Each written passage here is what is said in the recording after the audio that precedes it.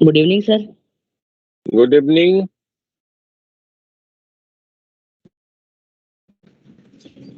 Good evening sir. Good evening sir. Good evening. Good evening.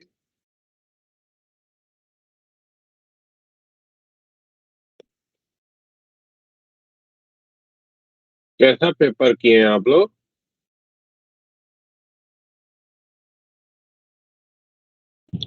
सही गया। हम्म। गणेश। ये sir अच्छा गया। ठीक था सर, फिजिक्स का मतलब ठीक था। अच्छा नहीं हुआ लगता है, इसीलिए ठीक ठाक कह रहे हैं। तो थोड़ा सर्किट के क्वेश्चंस नहीं बन पाए। अच्छा। तो वो कैपेसिटेंस और रेजिस्टेंस दोनों मिला के देते ना, वो नहीं हो पा रहे थे। दो अच्छा क्वेश्चन अच्छा थे।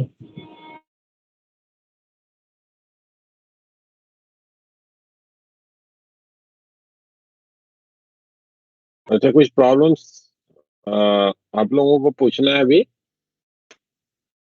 या दो चार अभी हम करा दें ये सर आप करा दीजिए। इस पे, आरसी सर्किट पे? मतलब जितने भी सर्किट पे बन सकते हैं अच्छे अच्छे वो करा दो।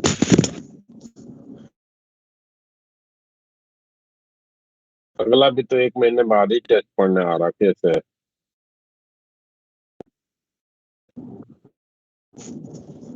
उसमें मैग्नेटिज्म और शायद प्रॉपर्टी ऑफ मैटर भी है ना? ये सर 2 चैप्टर हैं।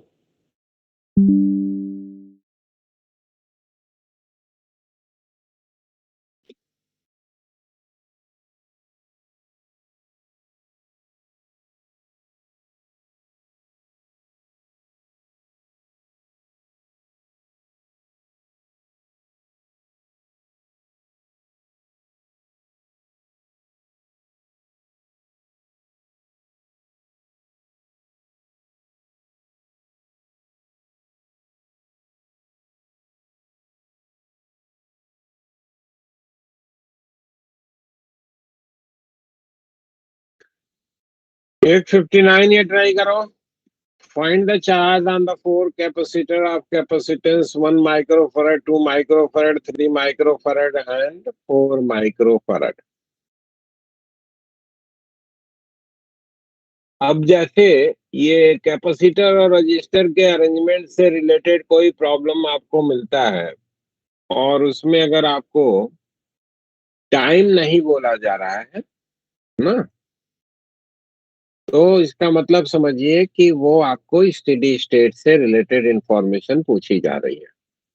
ठीक है, वैसे तो मेंशन हो जाता है जनरली कि स्टेडी स्टेट में बताओ, बट अगर टाइम नहीं दिया गया है तो ये मान के चलो कि वो जो इंफॉर्मेशन पूछा जा रहा है that is corresponding to the steady state.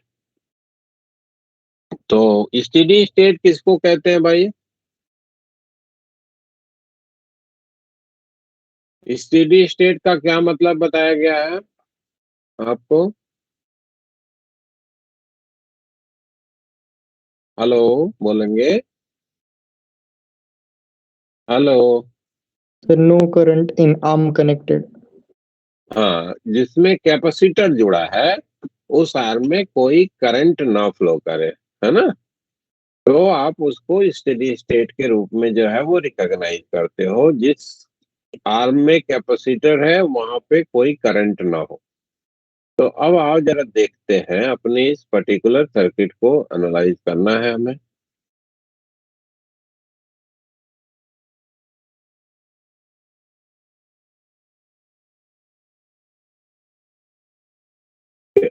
RC circuit तो पूरी पढ़ा दी थी ना दोनों?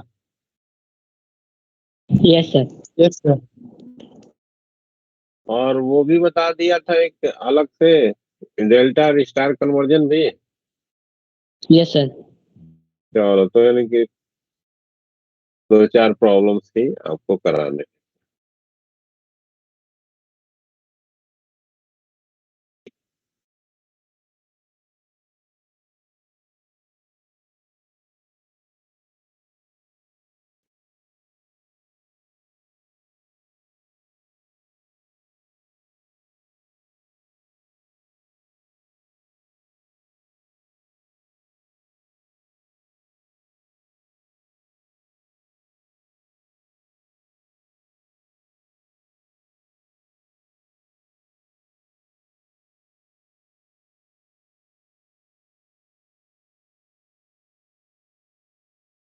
ये हमको सर्किट दिया गया था और इसमें हमको पूछा गया कि इन चारों कैपेसिटर पे अलग अलग आप बताओ कि चार्ज क्या होगा।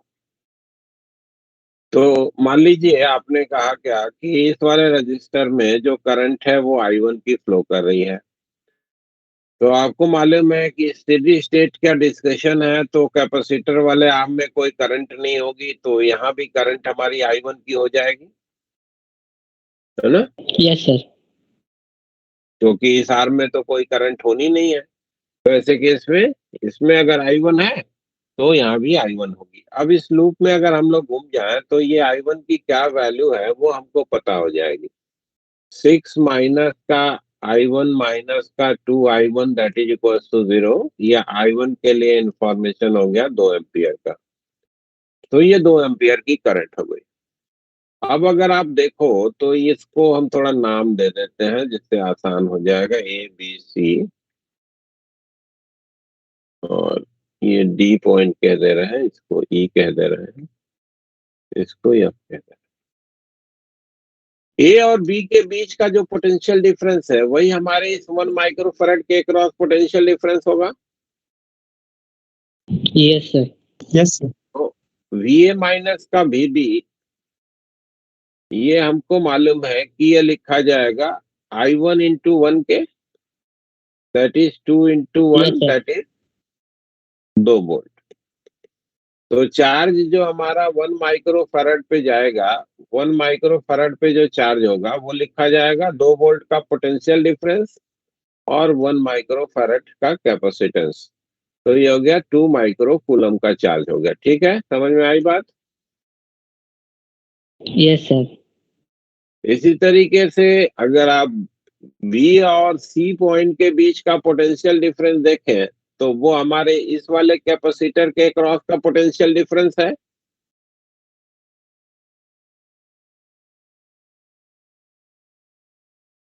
है ना? Yes sir. Yes sir.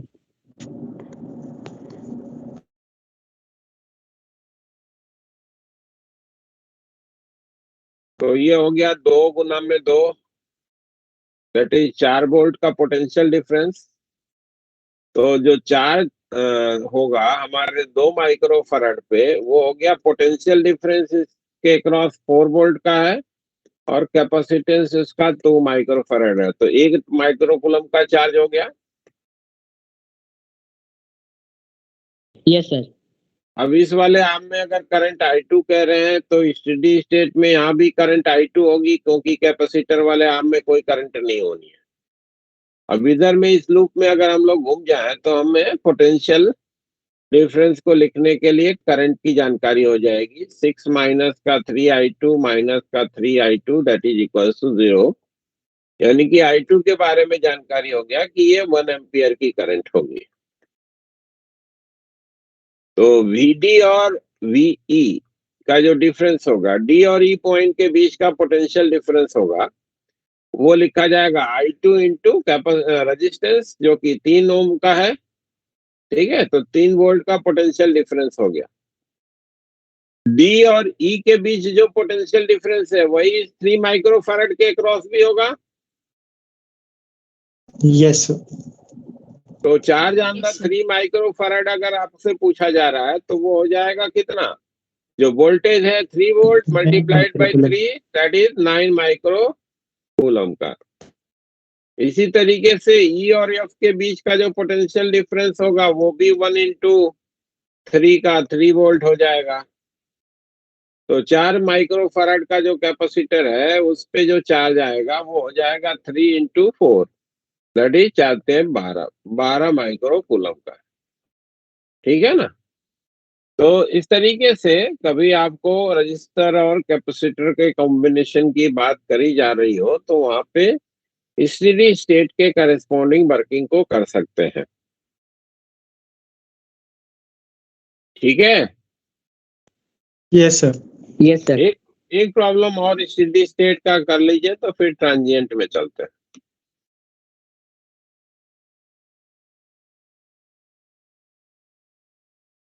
ये जरा 60 के बारे में सोचिए, क्वेश्चन नंबर 60। थोड़ा सा इसको सोचिए। और देखिए कि क्या इंफॉर्मेशन आता हुआ दिख रहा है।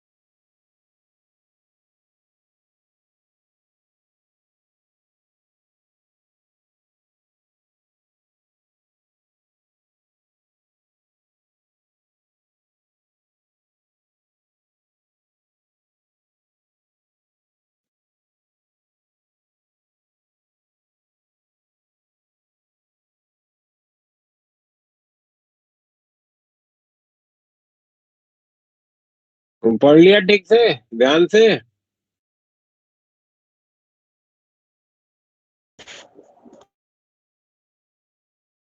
ये रजिस्टर का क्या रोल होगा? आप में से कोई बताना चाहेगा? What will be the role of register in steady state? जो सर्किट में रजिस्टर लगा हुआ है उसका क्या रोल है स्टेडी स्टेट में?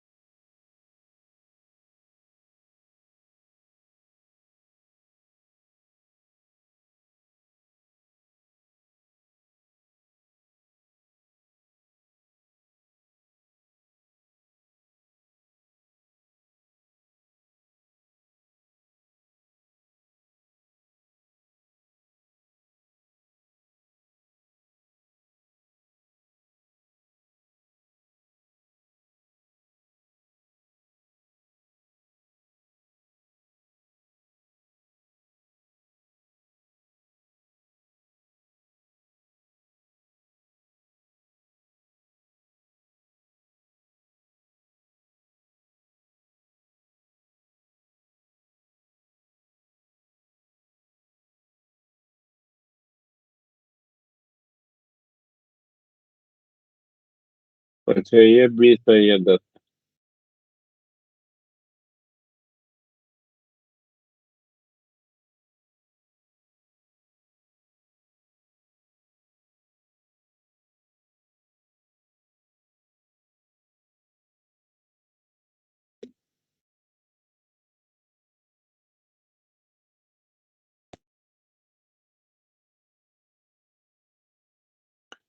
ये हमको सर्किट दिया गया था और ये पूछा गया कि स्टेडी स्टेट में के अटेन होने पे ये ए और बी पॉइंट के बीच और बी और सी पॉइंट के बीच का क्या पोटेंशियल डिफरेंस होगा।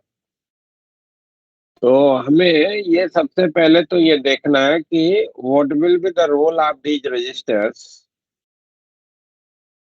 इन स्टेडी स्टेट। आपके पास इंफॉर्मेशन क्या है कि किसी भी करंट को फ्लो करने के लिए एक लूप चाहिए होता है ना भाई? Yes sir. अगर लूप कंप्लीट नहीं हो रहा है तो करंट नहीं फ्लो करती है। हाँ? पोटेंशियल डिफरेंस 0 हो जाए तो करंट नहीं फ्लो करती है, ये आपको मालूम।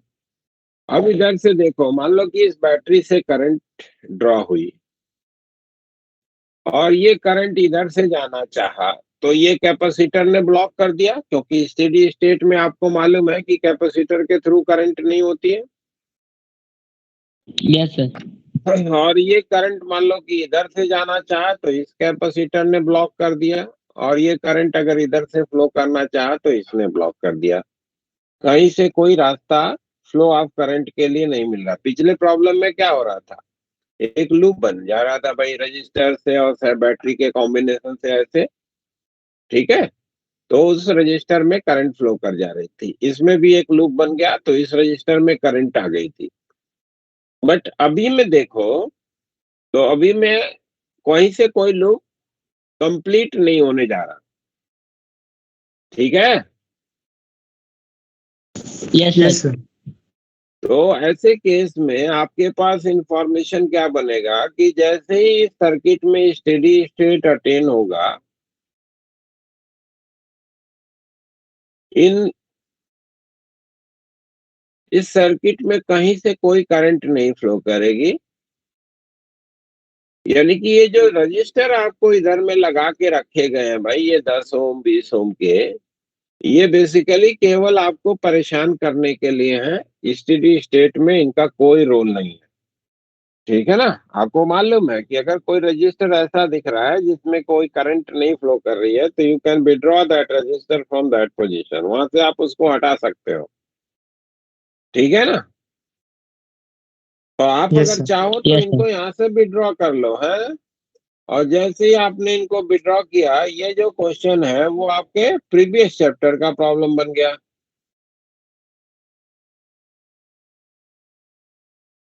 ये क्वेश्चन आपका पिछले चैप्टर का प्रॉब्लम है। Yes sir.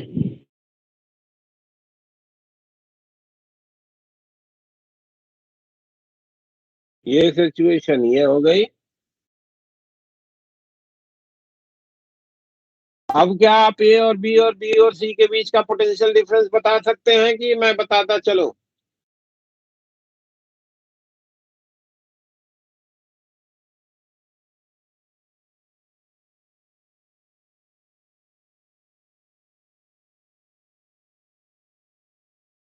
अब आप ट्राई करोगे?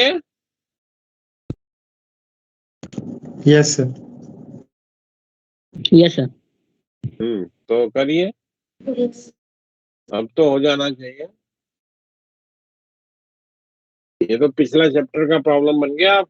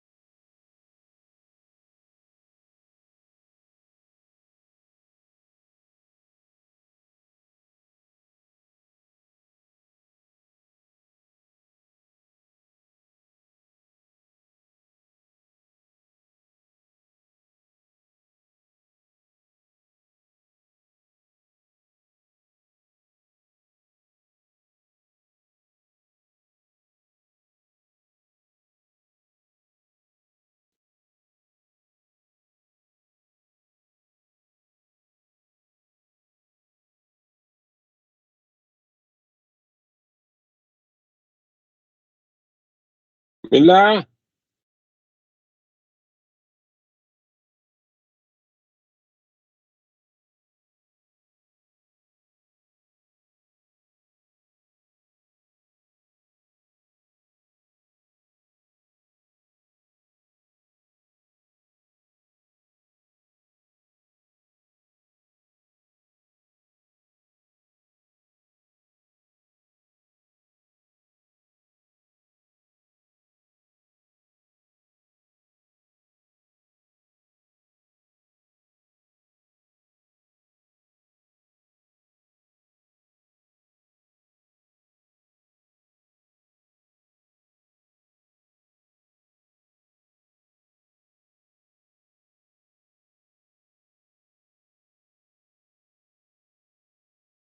मिला या बताऊं?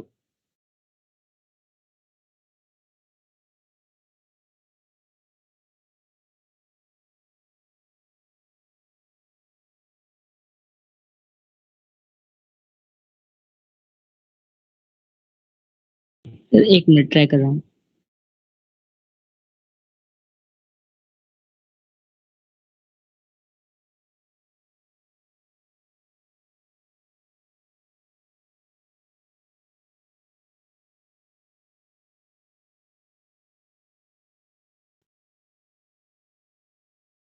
वैभवी कैसा करी है? सर अभी दूंगी। आज यस सर।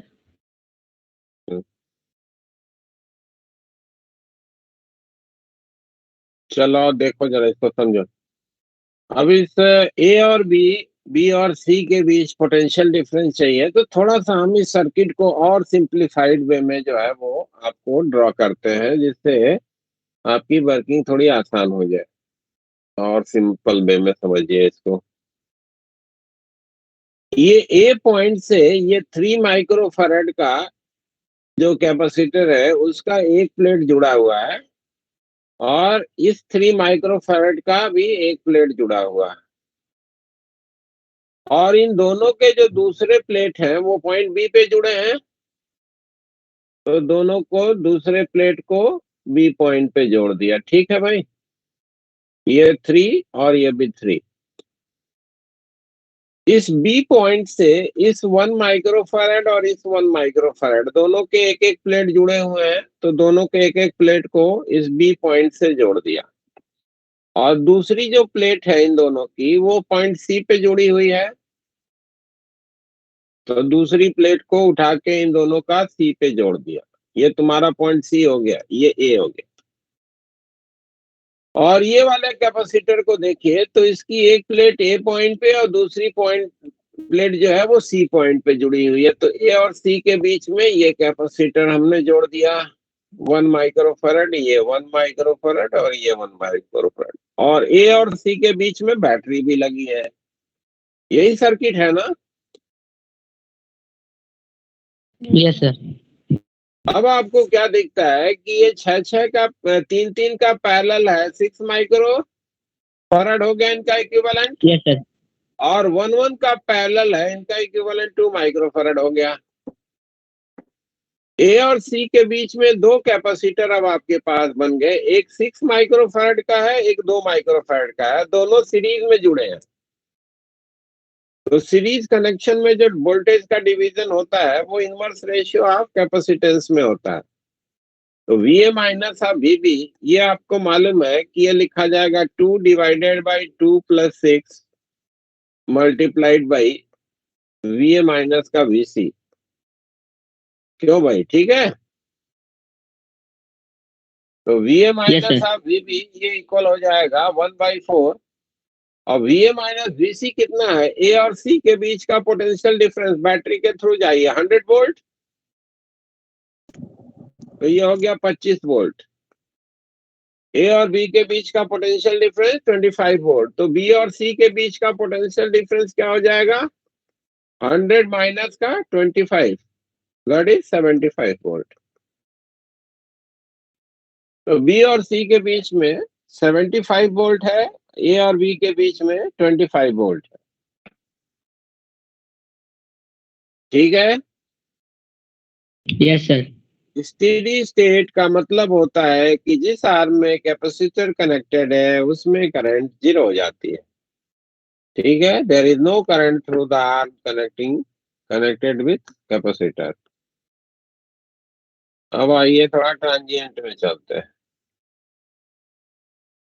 ये 63 को देखिए, एक सिंपल सा problem. A capacitor of capacitance 10 microfarad is connected to a battery of EMF 2 volt. It is found that it takes 50 milliseconds for the charge on the capacitor to become 12.6 microcoulomb. Find the resistance in the circuit. 10, 2 और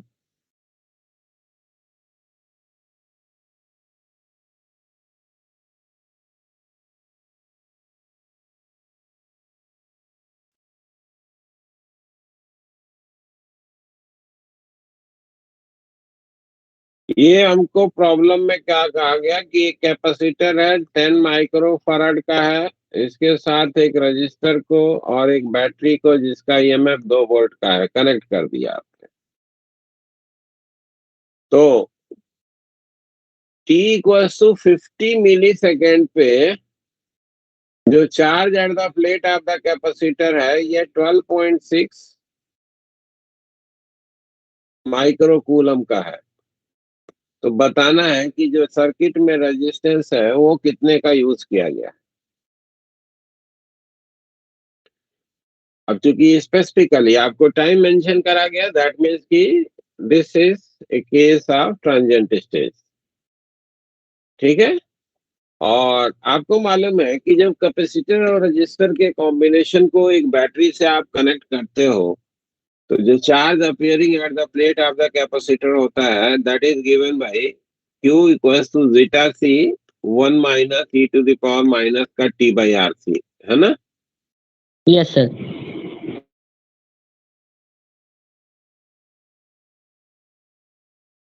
ये charge को लिखने का formula है। Zeta into सी को देखिए तो वो कितना है, जीटा इंटू सी है आपका 2 इंटू 10 दैट इज 20 माइक्रोकूलम का, और Q बाई जीटा सी की वैल्यू वो अगर आप देखेंगे तो 12.6 डिवीजन में 20 दैट इज 0.63 हो गया। अब ये चीज थोड़ा आपको याद होनी चाहिए थी, बोला है हमने, नहीं तो वैसे भी हो जाएगा बिना याद के भी, बट कैलकुलेशन थोड़ा लेंदी हो जाएगा। आपको मालूम है कि वन टाइम कांस्टेंट के बाद जो charge at the plate of the capacitor होता है वो मैक्सिमम का 63% होता है, ये मालूम है। Yes sir. Yes sir. यानी कि ये चार्ज, ये जो टाइम आपको दिया गया है that is the time constant for the circuit. Yes sir. T equals to 50 millisecond is time constant for circuit.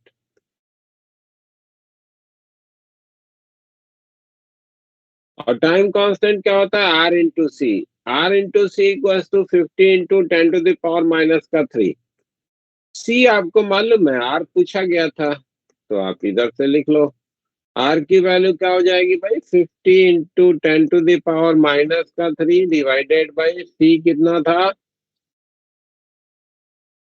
10 into 10 to the power minus का 6, यानी कि 5 into 10 to the power 3 ohm या 5 किलो ओम। तो जो resistance circuit में use किया गया है वो आपका 5 किलो ओम का है। ठीक है क्या। Yes sir.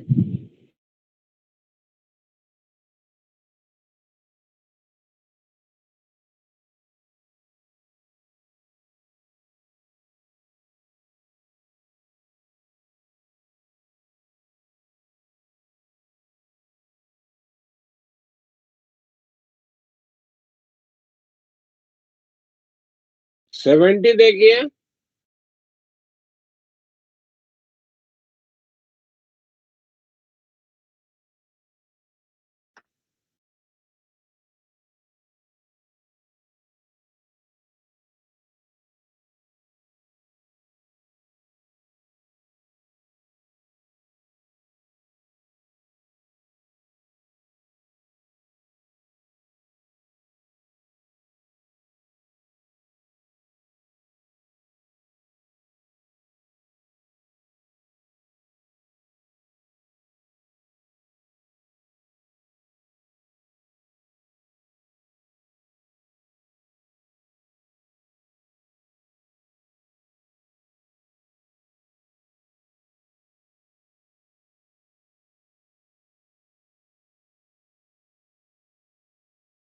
सेवेंटी।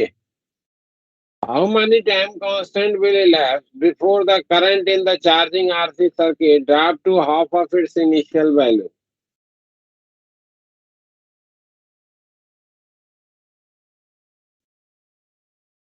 अब इस प्रॉब्लम में कहा जा रहा है कि एक चार्जिंग आरसी सर्किट है जिसमें एक रजिस्टर, एक कैपेसिटर का जो कॉम्बिनेशन है that is connected across A battery.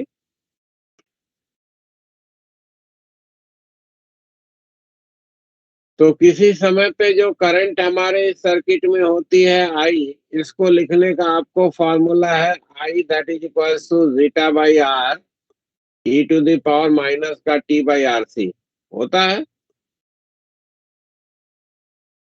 Yes sir. Charging RC circuit में this is the current at any time t को लिखने का फॉर्मूला। अब ये प्रॉब्लम में क्या बोला गया कि वो समय बताओ, उस समय का टाइम कांस्टेंट के साथ रेशियो बताओ, यानी कि टी बाई आर सी की वैल्यू पूछी गई है, जब करंट जो है वो जो मैक्सिमम करंट है उसकी आधी हो जाए। तो मैक्सिमम करंट सर्किट में कितनी है भाई? Zeta by R. Zeta by R है, हाँ? तो इसका आधा होने का मतलब क्या हो गया कि आई की जगह पे हम zeta zeta by by 2 two R R. Place कर दे, है ना? तो zeta by 2 R that is equal to zeta by R e to the power minus का टी बाई आर सी। तो ये हो गया 1/2 that is equal to e to the power minus का टी बाई आर सी, या e to the power t by R C की value हो जाएगी 2। लॉग ले लीजिए दोनों तरफ, तो टी अपॉन आर सी की वैल्यू हो जाएगी ln2। ठीक है? Yes sir. और टी बाई आर सी की जो वैल्यू होनी चाहिए वो ln2 के इक्वल होनी चाहिए, और ln2 की वैल्यू भी आपको याद होनी चाहिए शायद, 0.693। हाँ 0.693 होता है ना, ये यस सर। आपको। तो ये आपका टी बाई आर सी का रेशियो हो गया जो आपको इस प्रॉब्लम में पूछा गया। ठीक है, समझ में आ रहा है? Yes sir. Yes, sir.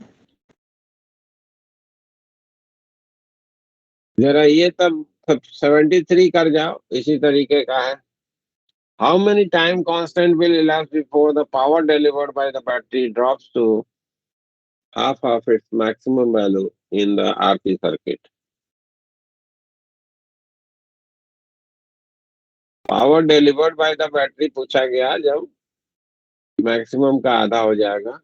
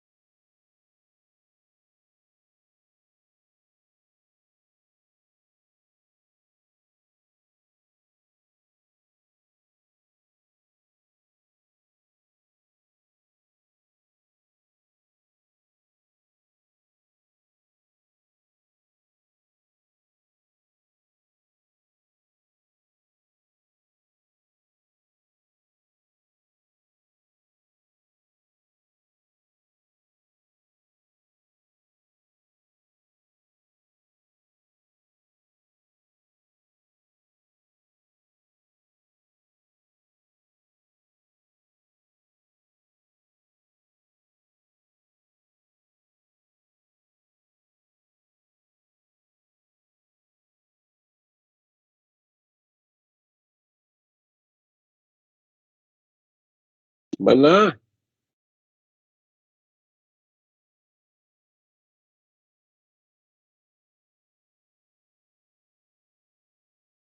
क्यों भाई? Power delivered by the battery कैसे लिखोगे? I square R. I square R लिखोगे?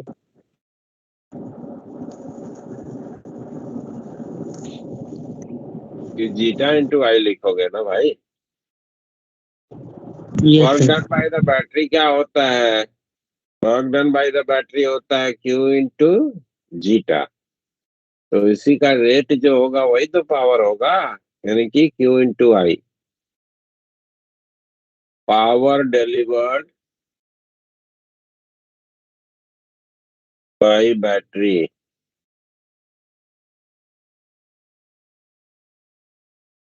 ये मान लो कि पी से लिख रहे हो तो ये आपको मालूम है कि जीटा इंटू आई से लिखा जाता है, और आई के लिए इंफॉर्मेशन है zeta by R e to the power minus का टी बाई आर सी। तो पावर के लिए इंफॉर्मेशन हो जाएगा zeta square by R e to the power minus का टी बाई आर सी। ये पावर, अच्छा इसकी मैक्सिमम वैल्यू कितनी है देख के बताइए इस एक्सप्रेशन को। Zeta square by R. तो ये पावर इस मैक्सिमम का आधा कब होगा ये आपको पूछा गया। तो P की जगह पे जीटा स्क्वायर बाई 2R लिख दीजिए, है ना, क्योंकि this is the maximum value of the power delivered by the battery and it is at T equals to 0। T equals to 0 पे बैटरी सबसे ज्यादा पावर डिलीवर करेगी, क्योंकि maximum current drawn from the battery जो होगी वो T equals to 0 पे होगी।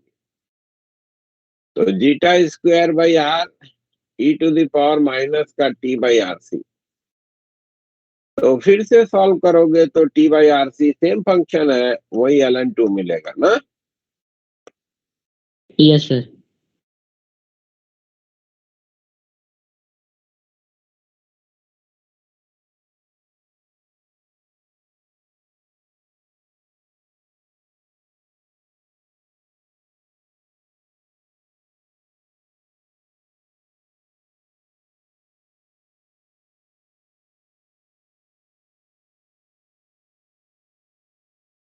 बहत्तर देखिए जरा, 72 सोचिए।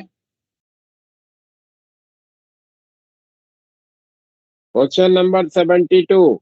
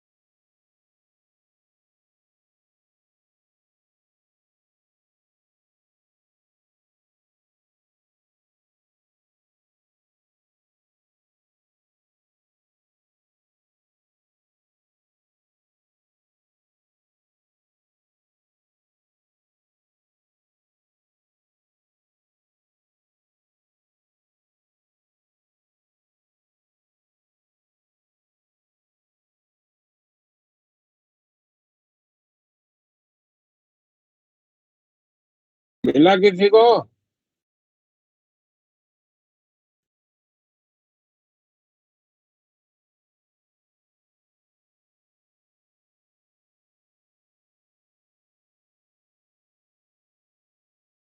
हमसे अभी इस प्रॉब्लम में पूछा जा रहा है कि एक बैटरी, एक कैपेसिटर और एक रजिस्टर, इसको T को 0 पे आपने कनेक्ट कर दिया, तो आपको बताना है कि इस कैपेसिटर के द्वारा जो एनर्जी स्टोर्ड है वो इसके द्वारा जो मैक्सिमम एनर्जी स्टोर हो सकती है उसका आधा होने में कितना टाइम लगेगा। तो आपको मालूम है कि कैपेसिटर पे जो किसी समय पे चार्ज आता है चार्जिंग आरसी सर्किट में, that charge is given by zeta C 1 minus e to the power minus का टी बाई आरसी लिखा जाता है। Yes sir. और जो energy stored by the capacitor होता है वो लिखने का फार्मूला है क्यू स्क्वायर बाई 2C से। तो जो एनर्जी हमारे इस कैपेसिटर के द्वारा स्टोर करा जाएगा वो लिखा जाएगा half of C zeta square 1 minus का e to the power minus का टी बाई आरसी का whole square. This will be the energy stored by the capacitor at any time T. Yes sir. अब इसकी maximum value कितनी है भाई? Half of C zeta square. मालूम भी है आपको कि कैपेसिटर Yes, को sir. एक बैटरी के इलेक्ट्रॉन्स कनेक्ट करोगे तो जो मैक्सिमम उसके द्वारा एनर्जी स्टोर करी जाएगी, जब वो फुल्ली चार्ज होगा यानी कि स्टेडी स्टेट आएगा तो हाफ सी जीटा स्क्वायर के बराबर होता है। इसका आधा ये एनर्जी है, ये आपको दिया गया, यानी कि U की वैल्यू कितनी है भाई, 1/4 सी जीटा स्क्वायर। उसके लिए टाइम निकालना है तो 1/c zeta square 1 minus e to the power minus का T/RC का स्क्वायर लिखोगे।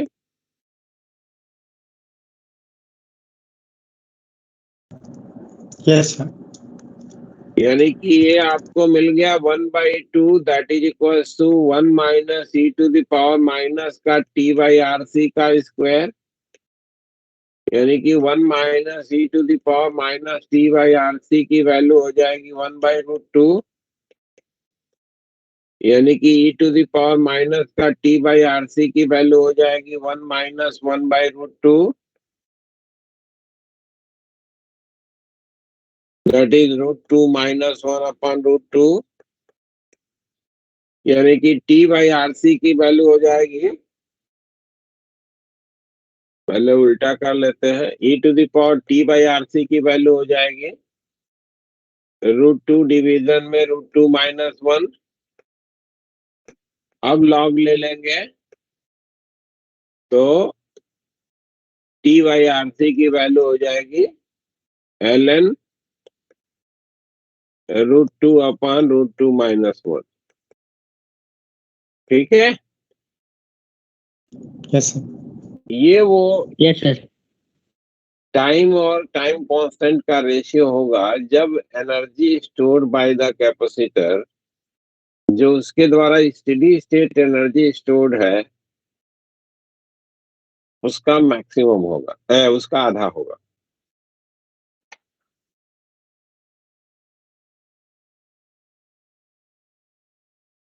एक इसी तरीके का और प्रॉब्लम थोड़ा और भी अच्छा सा कर लीजिए, है ना। ये समझ में आ रहा है भाई? कोई बोल नहीं रहा है, बड़े शांत शांत आप Yes, लोग sir. पड़े हुए हैं। Yes, sir. Yes sir. Yes, sir. Prabhjot, हर्षपुरिया,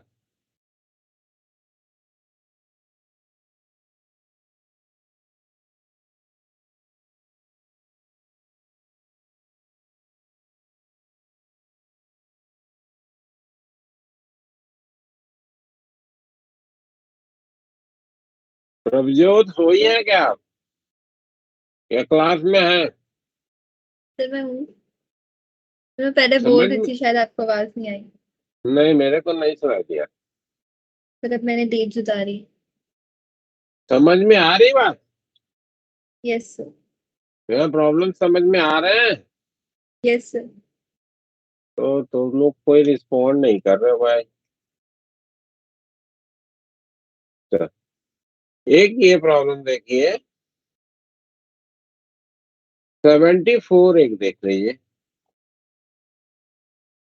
A capacitor of capacitance C is connected to a battery of EMF zeta at t equals to 0 through a resistor R. Find the maximum rate at which energy is stored in the capacitor, and when does the rate has the maximum value.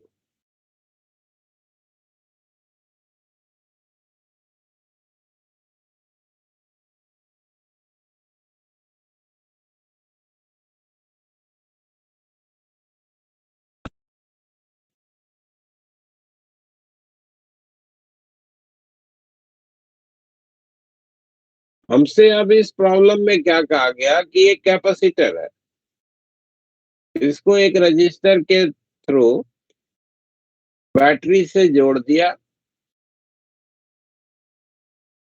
t equals to 0 पे ये connection बनाया। तो आपसे पूछा जा रहा है, आपको मालूम है कि जो ये कैपेसिटर है ये धीरे धीरे चार्ज होगा और उस पे चार्ज के एक्युमुलेशन का जो रेट होगा वो अलग अलग समय पे अलग अलग होगा, है ना। तो हमसे पूछा गया कि इस कैपेसिटर के द्वारा एनर्जी स्टोरेज का जो रेट है,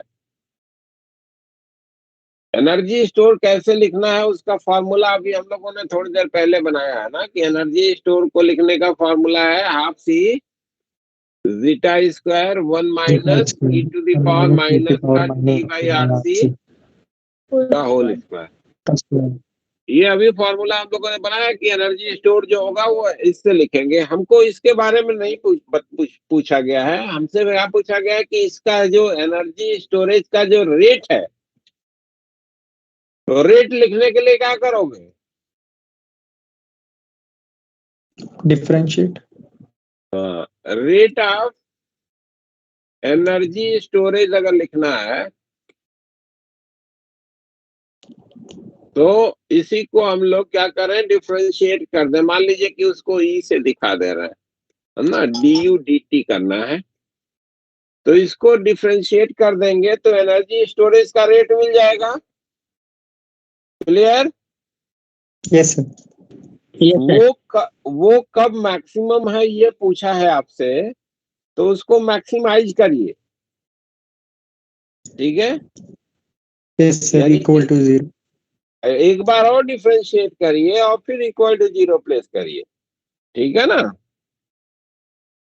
मैक्सिमाइज करने के लिए। तो आपको टी की एक वैल्यू मिलेगी, वो आपका एक आंसर हो जाएगा कि किस समय पे एनर्जी स्टोरेज का रेट मैक्सिमम है। और जब वो टी की वैल्यू रेट का जो एक्सप्रेशन बनाया है उसमें आप रखोगे तो वो मैक्सिमम एनर्जी स्टोरेज का रेट मिलेगा। ठीक है ना, तो जरा ट्राई करो तो फटाफट।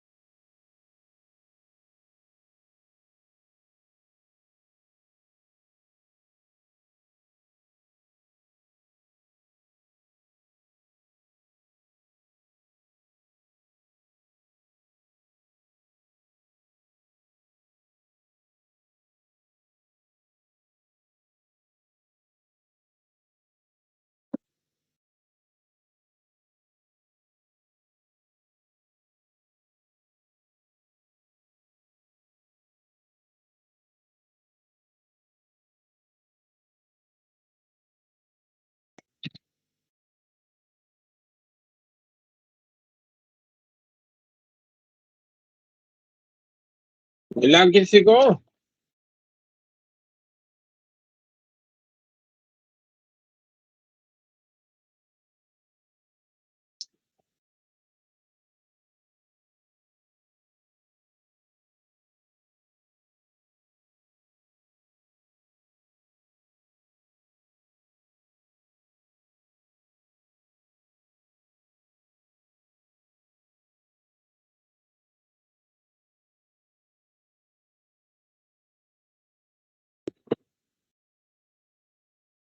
हम्म,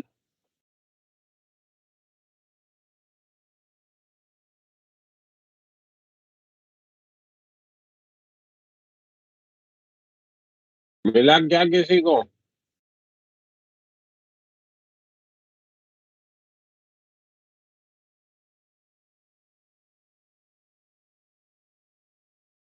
चलिए यार देखिए, एनर्जी स्टोरेज का रेट लिखना है तो इस रिलेशन को डिफरेंशिएट किया जाए। तो आपको दिखता है इसमें कि 1/2 सी जीटा स्क्वायर, ये तो कांस्टेंट है, बाहर रह जाएगा। Yes sir.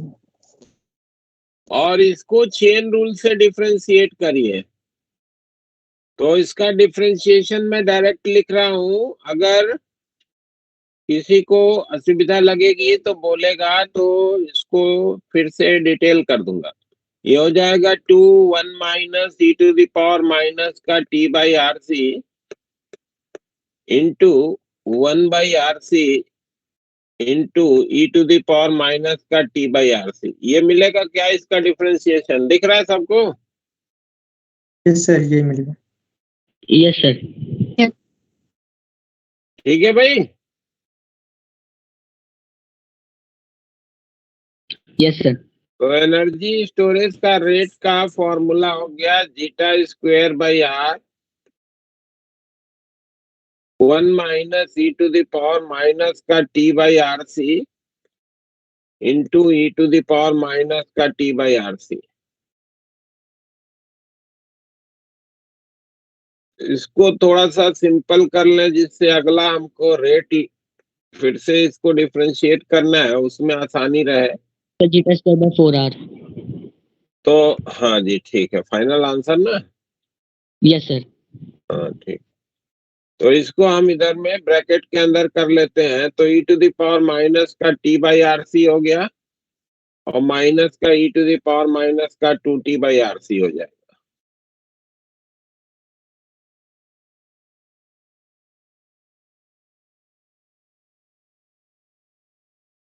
अब ये जो एनर्जी स्टोरेज का रेट है, ये आपसे पूछा गया कि मैक्सिमम कब होगा और कितना होगा।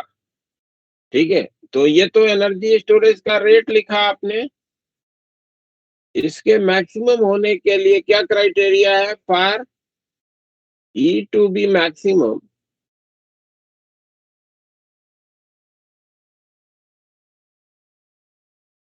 डी डी टी ये तुम्हारा 0 होना चाहिए। Yes sir. तो इसको एक बार और डिफरेंशिएट करो, तो zeta square by R minus का 1/RC e to the power minus का T by R C minus का plus 2/RC e to the power minus का 2t बाई आर सी, ये इसका डिफरेंशिएशन मिलेगा चेन रूल से। Yes sir. और ये आपका 0 हो जाएगा। तो इसको सॉल्व करिए। 1/RC e to the power minus का t बाई आर सी, ये इक्वल हो जाएगा 2/RC e to the power minus का 2t बाई आर सी। इसको इधर भेज देते हैं और ये आरसी को इधर भेज देते हैं। तो e to the power minus का टी बाई आर सी, और ये डिनोमिनेटर में आया है तो प्लस हो जाएगा T by 2t by R C,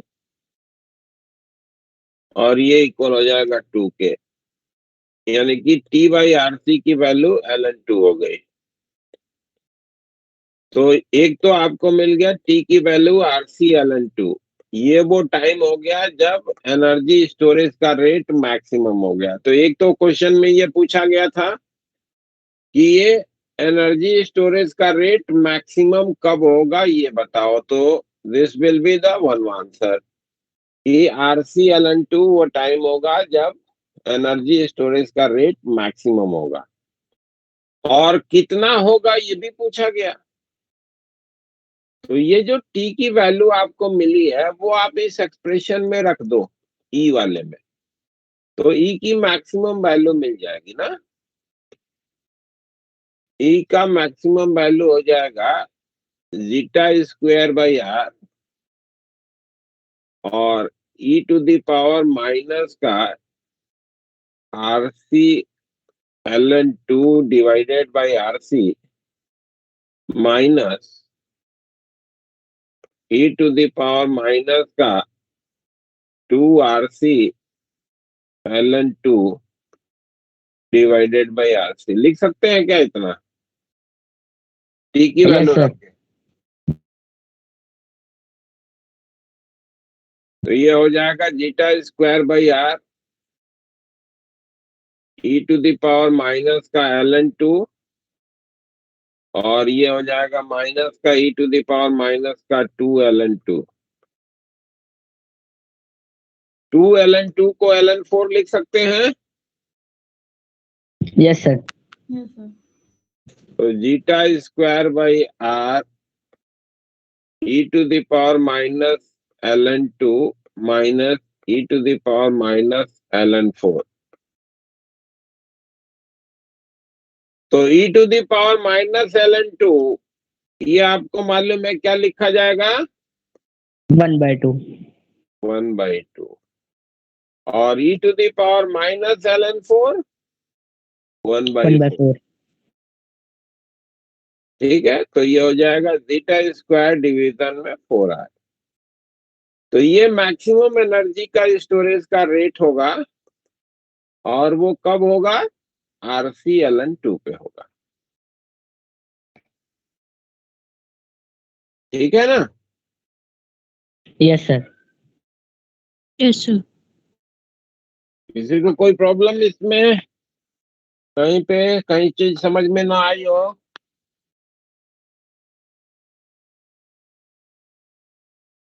no sir. No sir.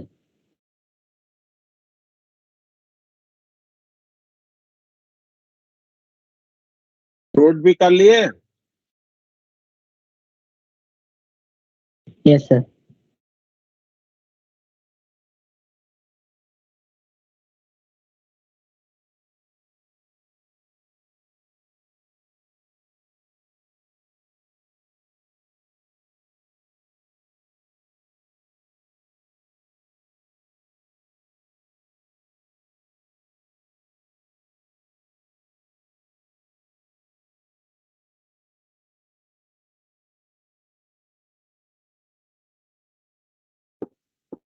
ये 84 करना जरा, क्वेश्चन नंबर 84।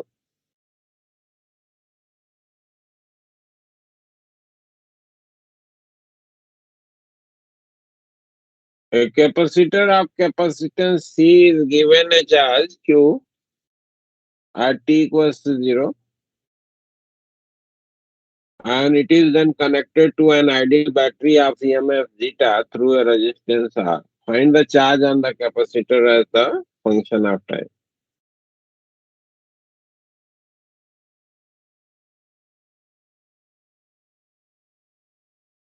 इस प्रॉब्लम में क्या कहा गया कि ये हमारा एक कैपेसिटर है जो इनिशियली चार्ज है। हम जो फॉर्मूला बनाए थे उसमें क्या था कि कैपेसिटर अनचार्ज था ना, t बराबर 0 पे। Yes sir. इसमें हमारा कैपेसिटर पे पहले से कैपिटल Q चार्ज है और ये कि ये रजिस्टर हो गया जिसका रेजिस्टेंस R और ये आपकी बैटरी हो गई जिसका EMF जीटा का है और t इक्वल्स टू 0 पे ये कनेक्शन बना दिया। हम ये मान के चलेंगे कि Q/C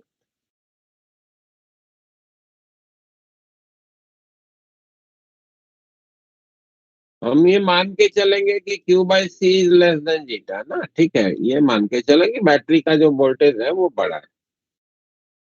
ठीक, तो होगा क्या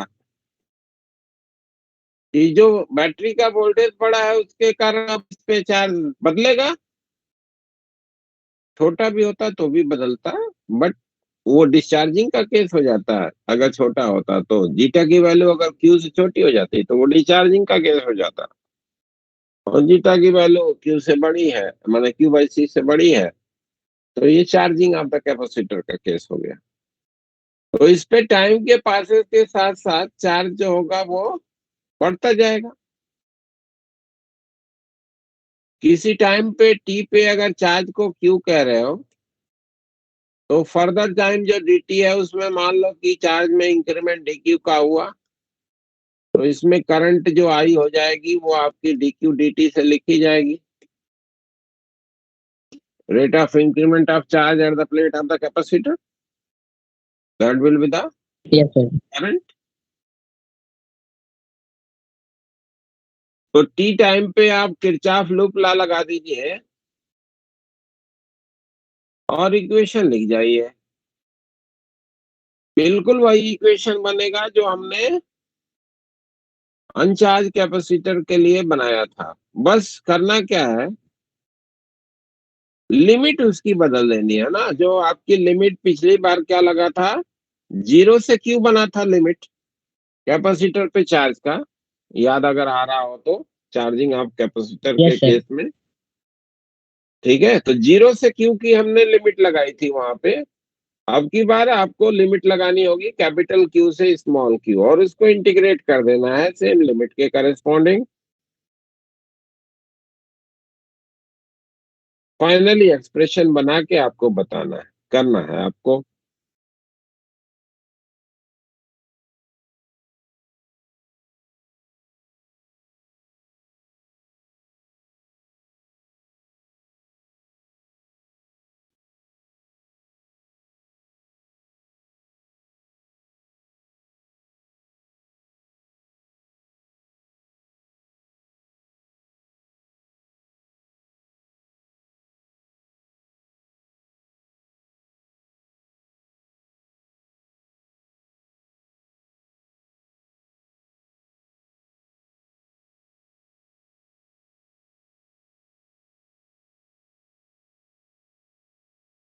हो गया sir.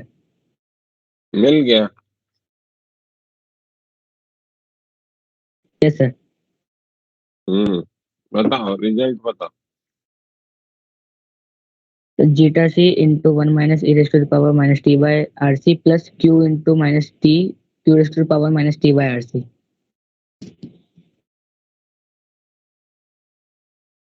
e⁻t upon rc। Yes sir. और भी किसी को मिला क्या?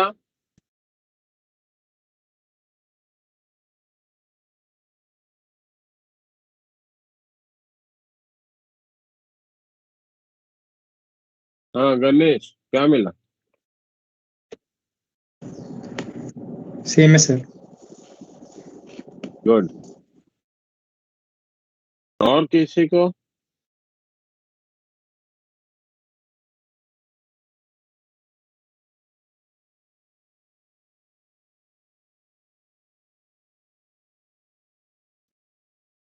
चलो, तो पहले तो हम लोग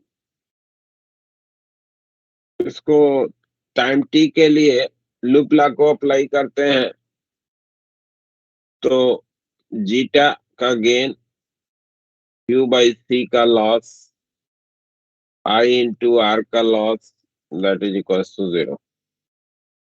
यानी कि जीटा सी माइनस का क्यू बाई सी, ये आपका हो गया, आई की जगह पे डीक्यू dt लिख दिया इंटू आर।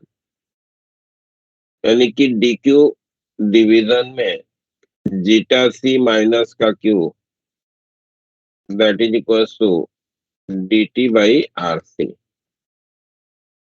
ठीक है ना, ये हमारा वेरिएबल सब हो गया सेपरेट। यहाँ तक हम लोगों ने पिछले जब फॉर्मूला बनाया था, ये इतने पार्ट का, जब कैपेसिटर अनचार्ज था, तो यहाँ तक की वर्किंग हमारी एज इट इज थी, कोई दिक्कत नहीं।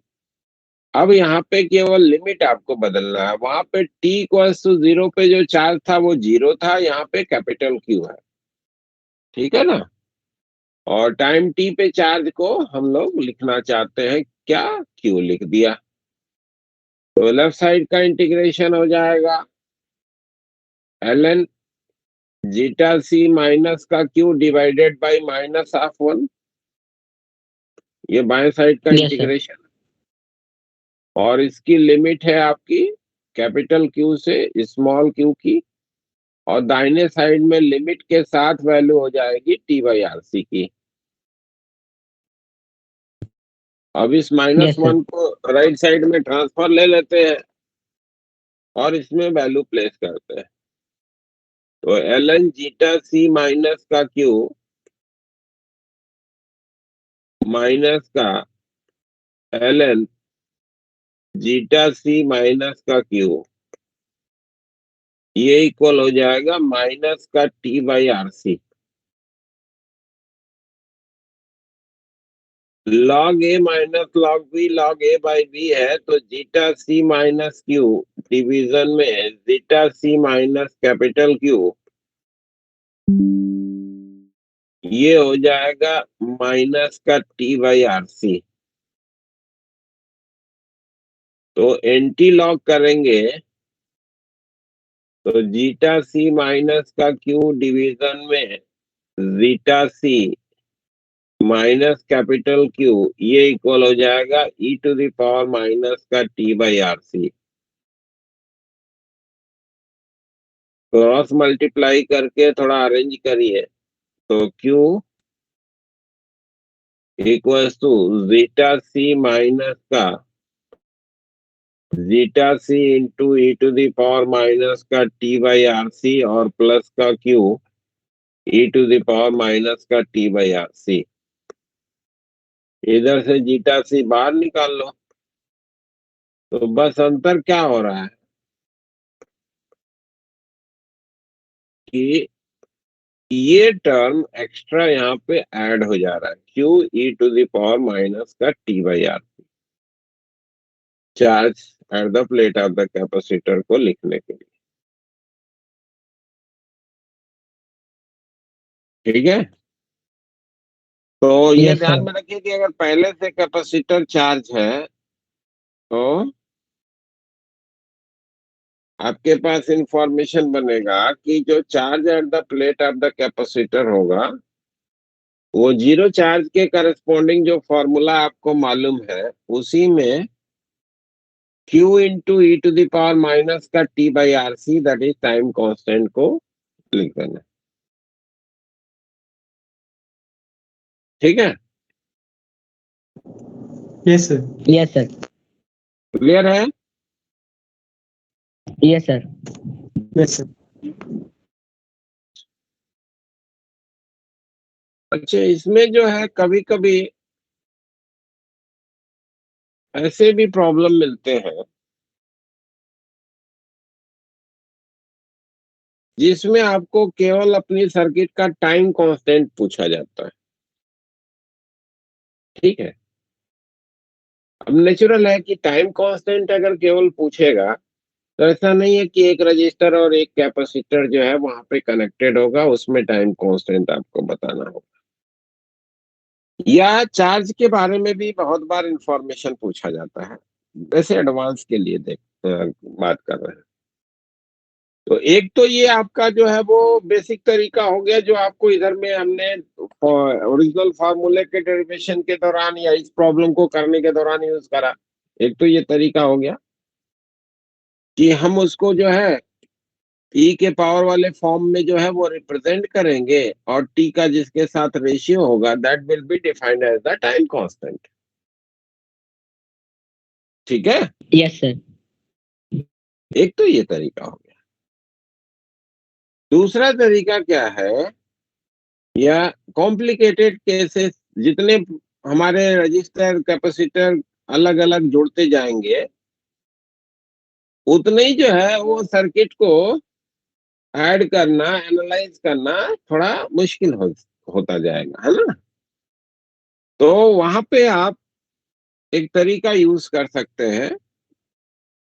जैसे मान लीजिए कि आपको दिया गया कि ये एक सर्किट है, देखिए मैं इधर बना रहा हूं।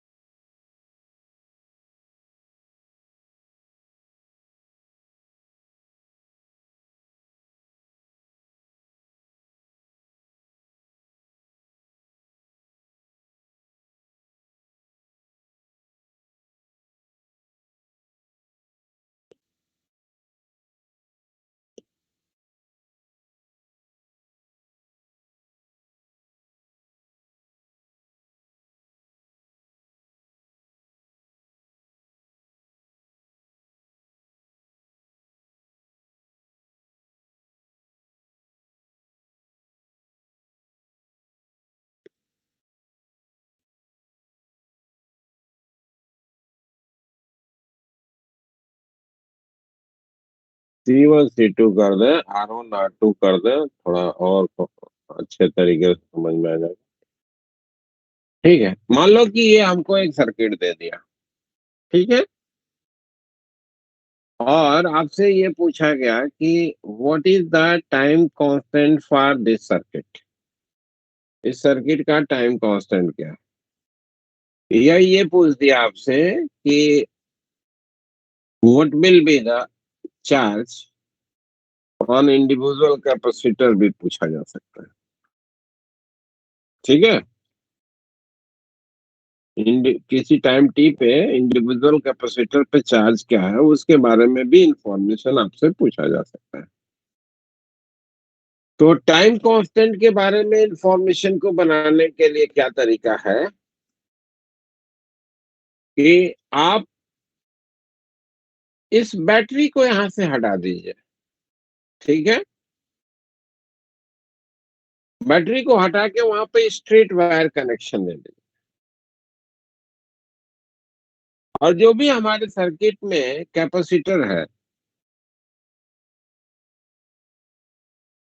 उसके दोनों एंड्स के बीच इक्विवेलेंट रेजिस्टेंस क्या है वो आप जज करिए। ठीक है ना, जैसे ये दोनों को, इस बैटरी को यहां से हटा दिया, ये एक R1 हो गया, ये एक इंड हो गया हमारे कैपेसिटर का, ये दूसरा इंड हो गया, और बैटरी को हटा के क्या करना है, वहां पे स्ट्रेट वायर कनेक्शन दे देना है। तो ये अगर आपका R1 है, ये R2 है, तो अगर आपसे पूछा जाए कि A और B के बीच का इक्विवेलेंट रेजिस्टेंस बताओ, तो A और B के बीच आपको रेजिस्टेंस कैसे जुड़े हुए दिख रहे हैं, पैरेलल में। तो इनका इक्विवेलेंट रेजिस्टेंस क्या हो जाएगा भाई, R1 R2 divided by R1 plus R2, this will be the equivalent resistance. Yes sir. Yes, sir. और जो भी हमारा कैपेसिटर मान लो कि एक से ज्यादा लग गया तो उसका इक्विवेलेंट हमको निकाल लेना है, तो उसके दोनों प्लेट के बीच का ये हमारा इक्विवेलेंट कैपेसिटेंस। तो ये दिखता है आपको कि ये कैपेसिटर आपस में कैसे कनेक्टेड है, पैरेलल। पैरेलल में। तो C इक्विवेलेंट क्या हो जाएगा, that is C1 C1 plus plus. तो जो इस सर्किट का टाइम कांस्टेंट होगा वो होगा R equivalent into C equivalent. ठीक है ना, तो ये जो दिखाई गई सर्किट है इसका अगर आपको टाइम कांस्टेंट पूछता है कोई, ये टाइम कांस्टेंट है टाउ। टाइम कांस्टेंट जो होगा वो लिखा जाएगा क्या, R1 R2 into C1 plus C2 divided by R1 plus R2, this will be the time constant for the circuit. ठीक है, यस सर। और Yes. इन दोनों कैपेसिटर पे जो टोटल चार्ज होगा, अगर टोटल चार्ज को Q कह रहे हो, जो कि इस पे Q1 है, इस पे Q2 है, तो टोटल चार्ज को लिखने के लिए आपको मालूम है कि zeta C1 minus e to the power t by tau से लिखते हैं। Tau is the time constant. Yes, sir. तो Yes, sir. Zeta C that is the maximum charge on the capacitor, यानी कि एट स्टेडी स्टेट चार्ज है हमारे capacitor पे, है ना। Yes sir. तो हम स्टेडी स्टेट में देखेंगे कि कैपेसिटर पे चार्ज कितना आ सकता है। तो आपको मालूम है कि स्टेडी स्टेट में इस आर में कोई करंट नहीं होगी, तो जो भी करंट होगी that is going to flow like this one. Yes तो सर। वो हमारा जो पोटेंशियल डिफरेंस होगा अक्रॉस द कैपेसिटर वो लिखा जाएगा जीटा डिवीजन में R1 plus R2 multiplied by R1 के, लिखा जाएगा क्या, कैपेसिटर के अक्रॉस वोल्टेज बताना।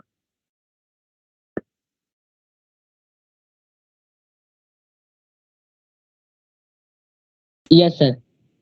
इसको बोलते हैं ओपन सर्किट बोलते हैं। यहाँ से कैपेसिटर हटा देंगे, ये दोनों फिक्स टर्मिनल के बीच का वोल्टेज निकाल देंगे, ठीक है ना। Yes sir. Open circuit voltage हमको निकालना है, वो कैपेसिटर, या ऐसे समझो कि स्टेडी स्टेट में कैपेसिटर के अक्रॉस वोल्टेज निकालना है या चार्ज निकालना है, ठीक है। तो वोल्टेज डायरेक्टली निकालो या चार्ज निकालो। तो वोल्टेज निकाल लिया आपने, तो चार्ज जो होगा, जो कि हमारे उस फॉर्मूले में जीटा सी के लिए एग्जिस्ट कर रहा था, that will B zeta into R1 division में R1 प्लस R2 इंटू सी इक्विवेलेंट कितना है बेटा, C1 प्लस C2 ना। Yes sir. तो चार्ज, टोटल चार्ज Q, जो कि Q1 प्लस Q2 है, वो लिखने का फॉर्मूला हो जाएगा आपका zeta R1 C1 plus C2 divided by R1 plus R2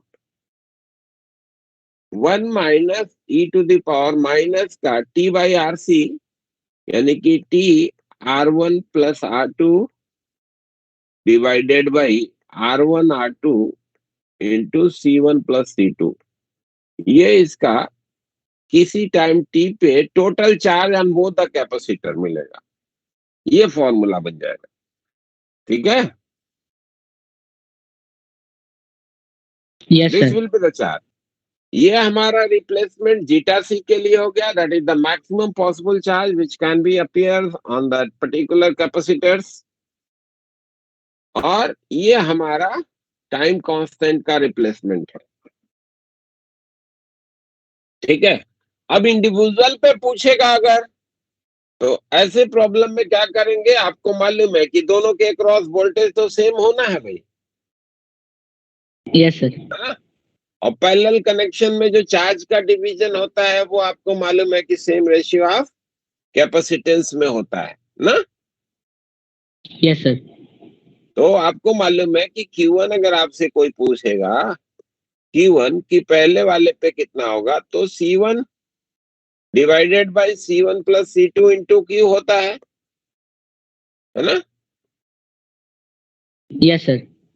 तो ये हो जाएगा तुम्हारा जीटा R1 C1 डिवीजन में R1 plus R2 multiplied by 1 minus e to the power minus का t R1 plus R2 divided by R1 R2 C1 plus C2, ठीक है क्या। Yes sir. और इसी तरीके से C2 पे भी जो है चार्ज Q2 अगर अलग से पूछा जाए तो उसको आप लिख सकते हैं। ये तरीका फिर से एक बार एक्सप्लेन कर दें आपको, क्या करना है, इसको थेवेनिन थ्योरम कहते हैं, है ना। एक बार का देखा है पेपर में, एडवांस में आया हुआ है प्रॉब्लम। तो अगर उसको आप फंडामेंटली करने जाएंगे तो आप जो है बहुत टेढ़ा हो जाएगा, बहुत लेंथी हो जाएगा वर्किंग, है ना, integration yes sir. Mixing equation का, ठीक है। तो वहां पे हम लोग ये थेवेनिन थ्योरम को यूज करके, जो कि अभी आपको नहीं पढ़ना है जब कभी आगे आप पढ़ोगे,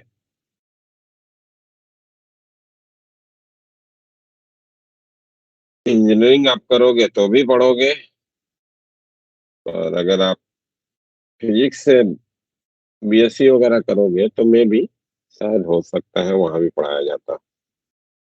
इंजीनियरिंग में तो चाहे आप जिस भी ब्रांच में रहोगे, आपको इलेक्ट्रिकल का एक कोर्स होता ही है, इलेक्ट्रिकल इंजीनियरिंग का एक कोर्स, बेसिक कोर्स। तो उसमें आपको ये सब करना होगा, यूज करना पड़ेगा। सर आपने स्टार्टिंग में बैटरी को क्यों हटा दिया, बस वो बता दो।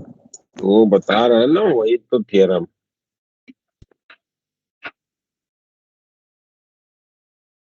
आपको सीधे सीधे उस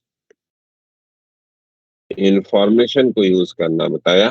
देखिए, जब कभी भी इस तरीके की सर्किट को एनालिसिस करनी होती है, ये थेवेनिन थ्योरम केवल ये आरसी सर्किट में ही नहीं लगता है, किसी भी कॉम्प्लिकेटेड सर्किट में भी आप लगा सकते हो।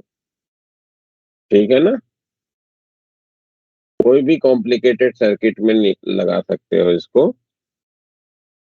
बट क्योंकि आपको पूरा का पूरा हम थ्योरम नहीं बता रहे हैं, पूरा डिटेल इसके में नहीं जा रहा है, इसलिए आप इसको आरसी सर्किट के लिए जो है यूज करना केवल ध्यान में रखो। जब भी आपको कोई भी ऐसा आरसी सर्किट मिलेगा जिसमें कई सारे कैपेसिटर्स या कई सारे रजिस्टर्स का कॉम्बिनेशन होगा, और स्टेडी स्टेट की बात नहीं करनी होगी, ट्रांजिएंट स्टेज की बात करनी होगी। स्टेडी स्टेट में तो बड़ा सिंपल है, आपको मालूम है। स्टेडी स्टेट का मतलब क्या हो गया भाई, कि जो हमारा कैपेसिटर है वो फुल्ली चार्ज है, तो जिस आर्म में कैपेसिटर कनेक्टेड है उसमें तो कोई करंट नहीं जानी है ना। Yes yes sir. तो वहां पे तो आपको कोई प्रॉब्लम नहीं होगा, सिंपल सर्किट के रूप में वो एनालाइज हो जाता है। लेकिन जब आपको ट्रांजिएंट स्टेज की बात करनी होती है, टाइम के साथ current as well as charge दोनों वैरी कर रहा होता है, तो वहां पे आपको मालूम है कि सामान्य रूप से जब आप इक्वेशन लिखते हैं चार्जिंग ऑफ द कैपेसिटर का, तो Q को लिखने का फॉर्मूला है बीटा सी 1 - e⁻ माइनस का T/τ। यहाँ पे जीटा सी क्या होता है, zeta C is the maximum charge on capacitor, है ना। Yes sir. Maximum charge on capacitor है। और अगर जीटा देखें तो जीटा क्या है, कैपेसिटर को हटा करके दोनों आर्म को ओपन कर दिया जाए तो दोनों उन पॉइंट के बीच का पोटेंशियल डिफरेंस है, जिसको हम लोग बोलते हैं ओपन सर्किट वोल्टेज, है ना। किसी भी सर्किट एलिमेंट के across open circuit voltage calculate करना है तो क्या करना होगा, हमको वो पर्टिकुलर पोजीशन से वहां से उसको विड्रॉ कर लेंगे। ठीक है ना, जो भी हमारा सर्किट एलिमेंट है, जैसे यहाँ पे कैपेसिटर है तो यहाँ से हम कैपेसिटर को विड्रॉ कर लेंगे, और फिर दोनों पॉइंट के बीच का पोटेंशियल डिफरेंस देखेंगे कि कितना है, that will be replace for the zeta here, और C will be the equivalent capacitance. ठीक है, यस सर। तो ओपन सर्किट वोल्टेज निकालनी है, यानी कि कैपेसिटर के अक्रॉस, कैपेसिटर को वहां से हटा के वहां पे केवल दो डॉट बना दो दोनों इन पॉइंट के लिए, और उसके बीच का कितना पोटेंशियल डिफरेंस है वो तो निकल जाएगा ना, सिंपल इलेक्ट्रिकल सर्किट हो जाएगा। तो कोई भी कॉम्बिनेशन रजिस्टर कर दिया जाएगा, वो आसानी से आप निकाल सकते हो। ठीक है, जैसे यहाँ पे निकाला तो आपने करंट निकाल लिया कि इस लूप में क्या फ्लो कर रहा है, और देन आपने R1 से मल्टीप्लाई कर दिया तो ओपन सर्किट वोल्टेज मिल गया आपको। ठीक है भाई। और टाइम कांस्टेंट के बारे में जानकारी पाने के लिए क्या करना है कि उन्हीं कैपेसिटर्स के टर्मिनल के अक्रॉस आपको इफेक्टिव रेजिस्टेंस निकालना है, इक्विवेलेंट रेजिस्टेंस निकालना है सर्किट में जहां कहीं भी बैटरी है सबको शॉर्ट करके। ठीक है, सारे बैटरीज को शॉर्ट कर दीजिए, अगर कई सारी लगी है तो एक सर है तो एक ही होगा। आरसी सर्किट में तो एक ही बैटरी लगा के देंगे। ठीक है, तो उसको आपको शॉर्ट कर देना है। शॉर्ट करना मतलब बैटरी के हटा के वहां पे वायर लगा देना, और इक्विवेलेंट रेजिस्टेंस लिख लेना। ठीक है, तो जैसे यहाँ पे आपने इक्विवेलेंट रेजिस्टेंस ए और बी पॉइंट के बीच चाहिए था, इन्हीं दोनों पॉइंट के बीच में एक कैपेसिटर लगा था ना, तो बैटरी यहाँ पे जो थी इसको हटा दिया और उसकी जगह पे वायर लगा दिया, तो हमको दिख गया कि R1 R2 are connected in series parallel. है ना, R1 R2 का पैरेलल कनेक्शन। तो इक्विवेलेंट रेजिस्टेंस हमको मिल गया, C इक्विवेलेंट मालूम ही है, तो C equivalent into R equivalent, that will be the time constant for the circuit. Clear है? Yes sir. यस यस तो ये तो एक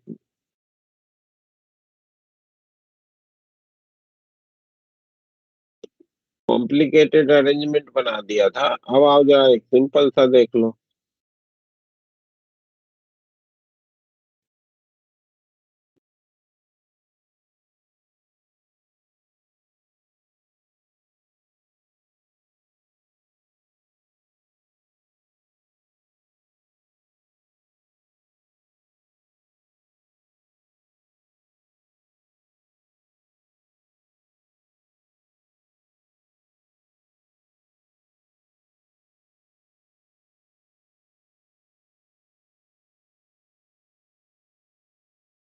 एक रेजिस्टेंस यहाँ पे लगा देता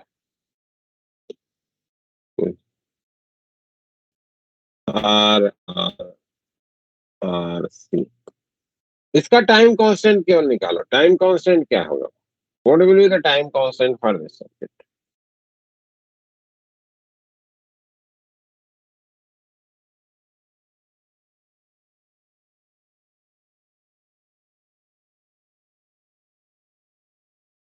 इस सर्किट का टाइम कांस्टेंट निकालो।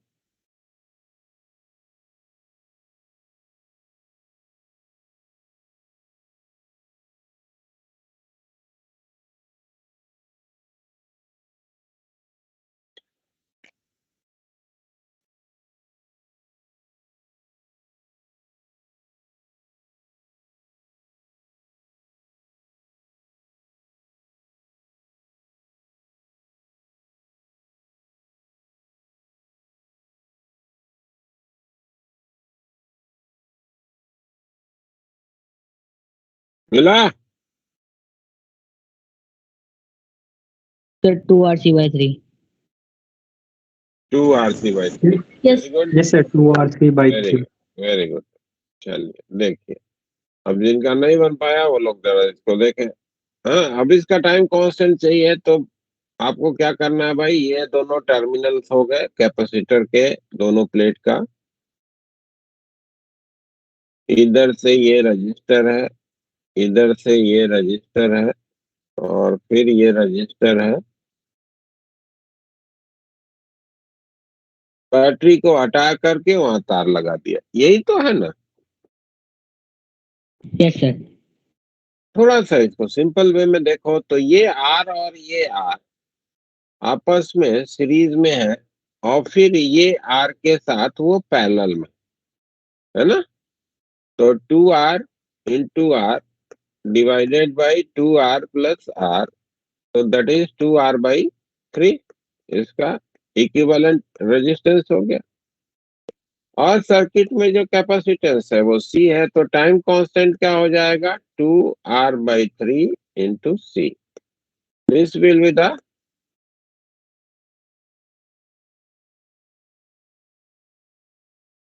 Time constant. ठीक है ना भाई? Yes sir. Yes sir.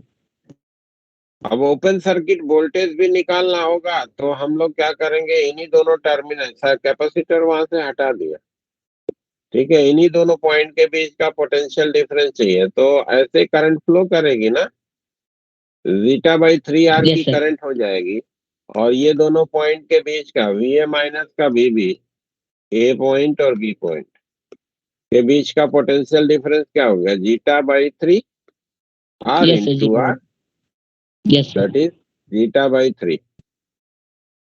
तो zeta/3 will be the open circuit voltage, और ये आपका टाइम कांस्टेंट। तो अगर आपको इस कैपेसिटर पे चार्ज बताना होगा तो क्यू क्या लिखोगे, zeta/3 C 1 minus 1 minus e⁻ minus का T/RC, यानी कि 3T/2RC। ये कैपेसिटर पे किसी टाइम पे चार्ज अगर पूछा जाता है तो ये तुम्हारा चार्ज हो जाएगा। ठीक है, यस यस सर। चलो तो आज के लिए यहीं पे फिनिश। नेक्स्ट क्लास में आप प्रॉब्लम्स अपने पूछ लेना भाई, चैप्टर को फिनिश करना है। Okay sir. ठीक है ना, तो आपका जब क्लास अगला पड़ता है तो उसमें आप अपना एक्सरसाइज वगैरह सब किए होंगे, उसको करके आइए और बुकलेट लेके आइए और पूछ लीजिए।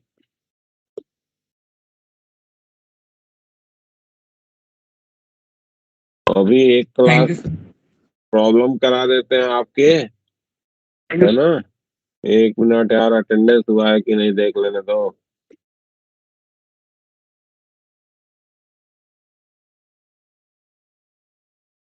नहीं हुआ।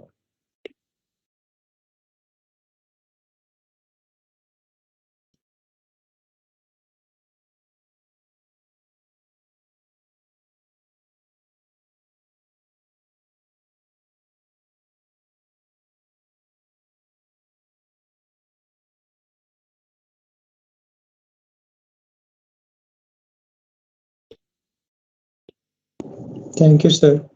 हाँ, अब जा सकते thank you sir. Thank you sir. Thank you हैं। सर। Good night.